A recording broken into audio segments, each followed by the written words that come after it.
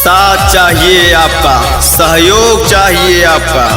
आपके हित के लिए सोचता हूँ, आपके सुख के लिए जीता हूँ। शंख बजा भाईचारे का, हवन की होगी एक तैयार जान। काबा भी होगा और काशी भी होगी, पर सबसे पहले होगा हमारा हिंदुस्तान। याद रहे मेरे नौजवान साथियों, आने वाले 13 तारीख को वार्ड संख्या 10 बिस्मिल नगर सभासद पद के प्रत्याशी भैया प्रमोद यादव का चुनाव निशान किताब वाले चुनाव चिन्ह पर मोहर लगाकर भारी से भारी मतों से विजय बनाएं। याद रहे दोस्तों, किताब हर माँ बहनों का चुनाव निशान किताब। कैसे विकास होई केकरा प्रयास होई, सभे लोग है कहता। कैसे विकास होई केकरा प्रयास होई, सभे लोग है कहता।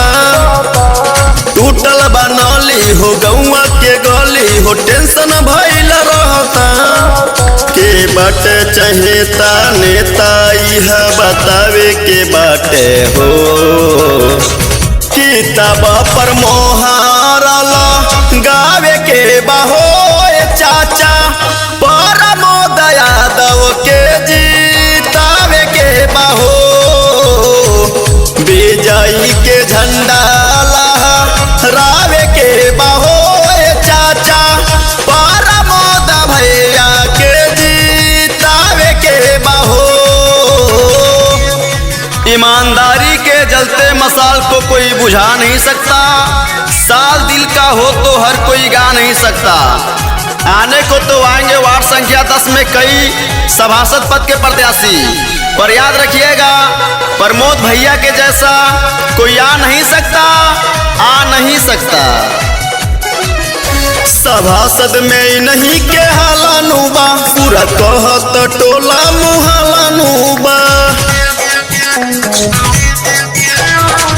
प्रमोद जी के है सपना हो, सेवा करी है जनता के अपना हो।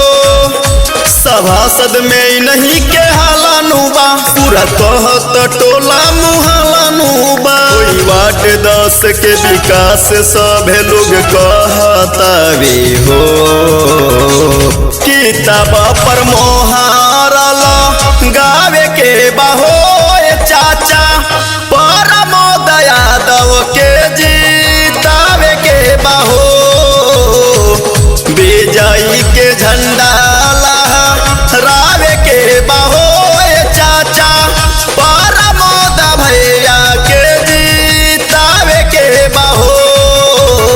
नाली का निर्माण होगा, सड़कों का जाल होगा, साफ सफाई का ध्यान होगा, सुंदर और स्वच्छ अपना वार्ड होगा। हर चाचा भैया का चुनाव निशान किताब, हर छात्र भाइयों का चुनाव निशान किताब। याद रहे दोस्तों, किताब। भैया जीती है तो सब कर विकास होई हो, सब जनता के नहीं पर हाथ होई हो। पगड़ी बधाई जई हो, जनता के प्यार पई हो। भैया जीती है तो सब कर विकास होई हो, सब जनता के नहीं पर हाथ होई हो।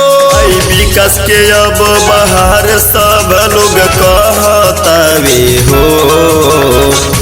किताब पर मोहर गावे के बहो चाचा, प्रमोद यादव के जीतावे के बहो।